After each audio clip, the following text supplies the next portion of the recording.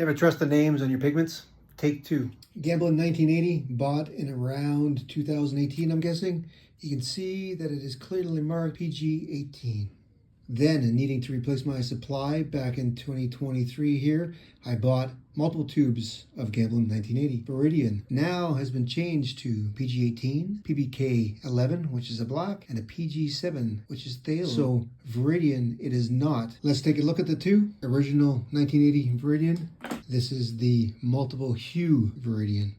Let's do a smear test. Viridian, nice, rich color. Hued Viridian, much different. Now, let's add some white, and we can get down to what exactly is happening. Very good mix of Viridian, something I would anticipate. A nice cool green with some good chroma, but not a lot.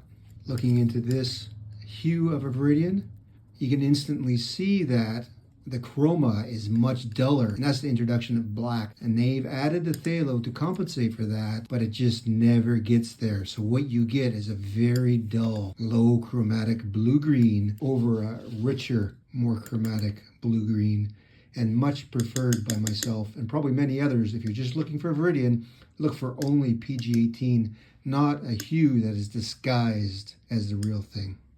Take care, everyone. Cheers.